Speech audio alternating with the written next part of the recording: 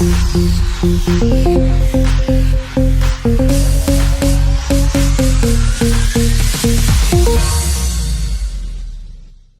up, everybody? How you doing? Bobby Simmons is in the building from the BT new reality TV show, Hustle in Brooklyn. It's Eva Evans in the building. What's up, Eva? What's up, y'all? But first of all, thank you for taking the time to come down there because I know you're busy. Thank you for having me. Yeah, you're bouncing from spot to spot because the show Hustle in Brooklyn is really taking off BET. Right. From city to city, I'm all over the place. Yeah, BET. We'll talk about that. But anyway, but we are very happy to see you on the move and doing your thing. Eva's gonna come back with us. Y'all don't disappear nowhere. Sit tight. We are in the building. Check it.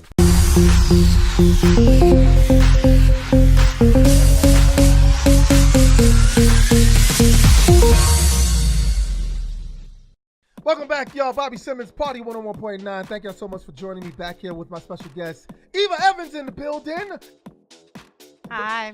What actually gave you the inspiration to get up there? Because that's a hard job, literally. It is hard. And people don't know that. So no, you need to break that down to people. Right. You know, people think it's just going on stage, grabbing a mic, and talking shit. Right. And there's a whole science to it. There's a structure to it. Yeah, I mean, I read books on it. I'm trying to get better every day. Right. I'm only 3 years in. And I'm just trying to grow. And that's interesting that you say that too. And I'm definitely going to bring up some other people. Not that I'm throwing shade at people, but it's good that you said that. You said you're reading books on it. Yeah. It's a structure to it. Yes. I'm sure you've heard a lot of people really get at Tiffany Haddish. How she, really, she's done comedy, she's done stand-up, but she hasn't really played the circuit. How important do you think that is, actually playing the circuit? All right, if you want to claim the title of stand-up comic, stand-up comedian, absolutely. But if I look at Tiffany, and I know she does stand-up, but I look at her more as a comedic actress. Right. Like when people ask me, like, who are my favorite comedians, I have like a list of people who like have mastered the art and on stage. I think she's a talented, funny, dope female. Right. You know what I'm saying? Dope woman. But I just, in my mind, the way I see her as more as a comedic actress. Right. Versus like a stand-up. Well, I mean, I think that's the perfect way to put it because so many people have arguments about it. Yeah, so my thing is, why are you arguing about to me, she's an actress. Right. Well, I guess like you can't have the same standards for people who like it's different. It's a different lane. Well, if she was out here claiming that I'm the GOAT comic, I'm the GOAT, I'm the mother, I'm number one, I'm better than all these bitches out here. Right. If she was talking like that, then I can see why people are coming out her neck. Right. But she's not out here claiming that. She's just getting her money. Exactly. And people are saying, oh, she didn't put her work in. She put her work in as an actress. Right. She was doing back extra work. She touched the stage and she has a thing on stage, but I feel like her strength and what she does is comedic acting. Right. But that's also still a lane of yours too, because but I pride myself more on stand up. Like, but I mean, I do a little stuff for, like, I do like skits and I mean I can act, but I don't consider myself an actress. Right. And is that now? Speaking of acting, is that the avenue you're looking to get into in the future too? Because right now you are on BT's newest hot show, reality show, which is called Hustle in Brooklyn, and the title itself explains it because you just said it like, "Yo, go out there and get that money." Right. Tell us how you even got involved with this show BT put together. Well, it all started on Instagram. They DM'd me. They sent me a DM, and she is a sweet, like, shout out to Beata. She's sweet. She was a casting director that hit me up, and they we had a Skype interview, and we were just talking shit. Like, we were just shooting, we were just talking, chatting, so she could get a feel for my personality. And I was just telling her about things I do. And then I didn't hear anything for 2 months. I didn't hear anything for 2 months, and I'm like, okay, well, I guess they either didn't choose me or they're not doing the show. I don't know. So I moved on with my life. I was in LA doing some shows. Okay. And I get a call while I'm in LA. They're like, yeah, they chose you. Wow. And I was like, okay. And I was right. It was a week of my birthday. I'm like, thank you, God, for this beautiful, beautiful gift. Oh, how cool birthday is that? Gift, yeah. That is cool. Now, where are you originally from? From Englewood, New Jersey. Okay. All right. But I lived in Jamaica as a child. I have siblings and my family out there. And from Englewood, and I moved to New York City when I was 17. And now I'm 27, so I've been in New York City 10 years. All right, so actually you have the love for New York City then. All right then. Because Brooklyn, that's BK, that's the biggest borough. Right, so my first year in New York City, I was in Queens. And then for the past 9 years, I've been in between Flatbush and Canarsie. All right, now actually that's what the show is about, Hustle in Brooklyn. Give everybody insight about your character on the show. Right. What is it that you do on this program? I'm myself. I'm Eva Evans, the stand-up comedian. Mm-hmm. You know what I'm saying? I'm working on my acting because I have to act like a few bitches on the show. So, you know what I'm saying? That's a good question that we get into that now, because that's something that I talk to Peter Guns about. You know, because reality TV sometimes can damage you. Yeah. Were you a little bit afraid that getting involved in a reality show like this? Because, you know, reality shows, they need the real smoke. They don't need the smoke screen. They need the real smoke.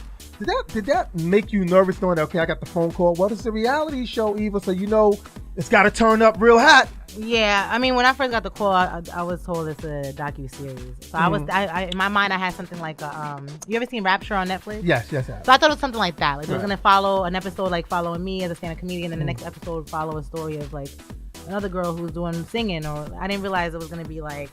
So the red flag went up. Like, when I realized it was a reality show, they were like, oh yeah, like, you know, so like, who are you dating? Like, are you going to bring someone on the show? I'm like, what that got to do with comedy? Yeah, so they can stir up a script. I'm like, oh, okay, I get it.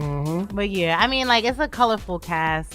You know what I'm saying? Like, I made some real friends on there. Right.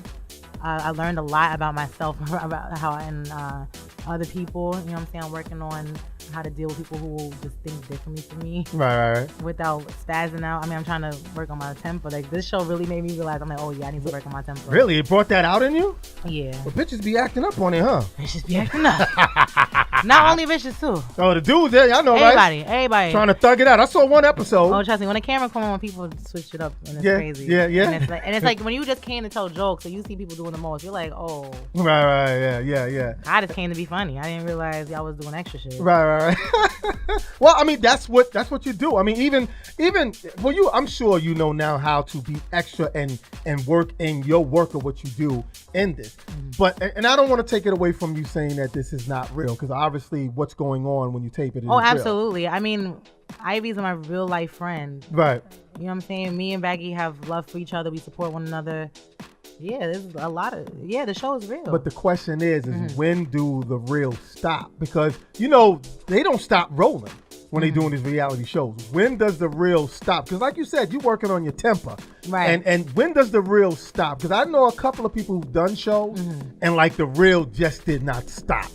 That some people just had to either be fired or we're gonna keep y'all together. Yeah, I mean, for me, like once they cut and the cameras was off, I wasn't worried about like what the story, like, you know, what we were working on that day. Like if we argued on camera, you know, I'll ask them like, "Are we good, or is it a real life beef?" You know what I'm saying? And because I need to know. Right. Like, are you about to carry this off camera? What's worked for Because like, I understand if you have a tit for tat on camera, because maybe, you know, I said something that ticked you off, that's fine. But now that we clocking out, because to me it's a job, it's a gig. Right, exactly. So like now the cameras is off. That's my way of clocking out when the cameras is off. When I take my mic off and the cameras is off, that's me clocking out. Right. So if you're trying to clock out and still have this problem, so like let me know. I would ask people. Sometimes they'll be like, "Oh no, it's fine," and you know you hear them talking crazy off camera. And you're like, "Boy, I just asked you if there was a real life issue." Yeah, because they want to turn up in the game. They know this is my or moment like, to turn up. nothing's, everything's fine. We good. Camera come on. Yeah, bitch. Yeah. I just asked you if there was a problem. Because, you know, in the editing room, they can make you look like how they want you to look. Right. You know what I'm saying? Like, and sometimes they force you to play that out. I mean, my thing is they can edit you and make you look crazy, but they can't make shit happen. Like you did it. Right. Yeah, that's true. I mean, it may be out of context, but you still did it. So I was really conscious of what I was like, you know, how I responded to certain situations. Right. Like, there's some arguments I walked away from. I'm just like, it's not like, I don't even have the energy for this shit today. I hear you. Well, we definitely supporters of you and what you do. I'm a big supporter. What's next for you, though? You know, because I know that the show is doing real good for you, and I'm sure it's opening up opportunities. Yes. What is it looking like for you going into 2019? I mean, my bookings are going up. Okay. My bookings are going up. I just want to touch more stages because I want people to see, like, you know, like, focus on my work. And that's saying, like, yeah, you saw me on a date last episode, but focus on the stage. This shit I'm talking about on stage. Like, I just want people to be more, like, I just want to do more stand-up so that people are more focused on that. And that's the thing that I'm really liking about talking with you right now, is that you really seem to have the love for comedy. It's like, no matter how much you know that you could turn up for television and then turn off, but your craft, honing your craft in the comedy clubs and stand-up is really, really important to you. It seems like the lane is open for you to really to go toe to toe with the Dave Chappelle's and the Cat. Thank you for saying some men names, because every time I get compared to somebody, it's always Tiffany. Mm-hmm. But I'm like, she's not the only funny. Like, why does it have to be a woman? Well, because now it seems like everybody got a go-to person, and she's the go-to person. There are a lot of other comedians that but why does the go-to person have to be a black woman? Like, why can't I compete with somebody who don't look like me? Well, because black people, the hood. It's like if she don't live down the block, we ain't talking about her. You know what I'm saying? Like, we ain't talking about Mighty Whitey that lives in it's like we going after the next girl that seems like she's gonna be. And that's the shit that I don't like. Like, that's why Nicki and Cardi are beefing now, because it's like people always bringing up that one girl like that you got to compete. Like, nah, we're two different people. Like when Kevin Hart was coming up or other people coming up, they asked him like, who you look up to, who you every time I sit down it's Tiffany. Right. Y'all don't ask me who I like. Y'all just go straight to one person. Y'all ask these men who they like, who they look up to. Right. Don't nobody ask me shit. Y'all just assume it's her. Who are some of the comedians that gave you that thing to say I can go ahead for it? Like my top 5? Yes, please. Okay. Some more. And that's what I was getting ready to say before we went further into that. She's one I really love. Yeah, like that to me, she's a stand-up comedian. Yes. And it don't got nothing to do with no black woman. She can body anybody on stage. Yes. And look like a bad bitch while she's doing it. Yep. Some more. D.L. Hughley, that's my guy. Another one, yes. Cat Williams. Sarah Silverman. Woo. Her comedy is a bit. I love Sarah. I love her though. I love her. Sarah. Yes. She's definitely my top 5. Yes. I said some more. Chris Rock. Yes. I love me some Chris. Yes. Another love Mr. Rock. And those are great comedians that you can look at and say, you know what, I see what they're doing. Because it's okay for people to take a piece of watching somebody and mold it into Eva. You know what I'm saying? Because it's what you want to do, and you want people to know about you and not just know the fact that, you on BET. BET is a great stepping stone. But you know what? Come check me out at the club. I'm gonna be at such and such this week. Check me out. Check out my 15 minutes. Check out my 20 minutes. And the thing, like with those 5 that I mentioned, like with me, my top 5 is people not necessarily like who I think is the funniest or who I think is the most hilarious. With me, those 5, every time I watch their stand-up, I learn. Right, exactly. And I grow. Yeah. You know what I'm saying? Like other comics, I'll listen to them and I'll giggle, whatever. But I don't feel like I'm learning or growing from their shit. Right. Those 5 I mentioned, when I watch them, I'm like, oh, okay, I like that. Because it's everything with it. Yeah. So I learn from them. Yeah, and the one thing that I liked about my favorites, like people like Eddie Murphy and them, is that they had great characterizations with their stand-up, where you can see them become different people when they tell their stories. That's the one thing I like about comedians, is that if you're telling a story and you become that person, and it's like that person. Mm-hmm. The one thing I learned about Eddie Murphy when he started doing the Italian thing is like you realize Italians really do talk and walk like that, and he became that character. You know what I'm saying? So when he does it, it's funny. Characters it's a good thing to me too. Mm-hmm. And even guys like Chris Rock does that as well. Samora does it well sometimes too, when she wants to talk about a person that she want to give you a visual of. So you're absolutely right though. Well, I definitely would like to see you do some more stand-up too as well. Is there anything you want to tell the people though, like exactly when you're going to, because 2019 is coming up. Yeah, I've been producing a show called No Boys Allowed. It's a comedy show. No Boys Allowed. Yeah, for the past 2 years. Please elaborate. I'm going to explain that name in a second. So me and my best friend, one of my best friends, Rebecca Lewis, she's a comedian. Mm-hmm. She's Jewish. Short little Jewish thing. I love her to death. Like, when people see us together, they're like, how? Mm-hmm. Just explain to me how y'all became best friends. Because like she is this like I don't even know how to explain. Like she's like tiny and she's like real reserved. Like we'll go out and she'll be like, oh, I asked for no ketchup, but they put ketchup. I'm like, she'll be like, oh no, it's okay. I'm like, give me this shit. Like we gonna get this motherfucking ketchup off, bitch. Like no. And she's like, no, it's fine as long as it's kosher. Mm-hmm. I'm like, no, bitch. When you ask for no ketchup, they better wipe this shit off. And give you some free food. So that's right. Right. So people always like, how in the hell are y'all best friends? Well, we damn near family, and we produced the show for the past 2 years. So what happened was we started comedy at the same time, and we would go to shows together. And she just know, like, I would notice, and she would notice that like I wasn't really taken seriously as a comedian when I first started. Like people, like they would try to like, I'll go to a comedy club and they're like, oh, no, we don't have any like guest spots, or we don't have. But like, you want to go out for drinks later? Mm. I'm like, no, I came here to get on stage. Like, it's that bullshit. Yeah. Mm-hmm.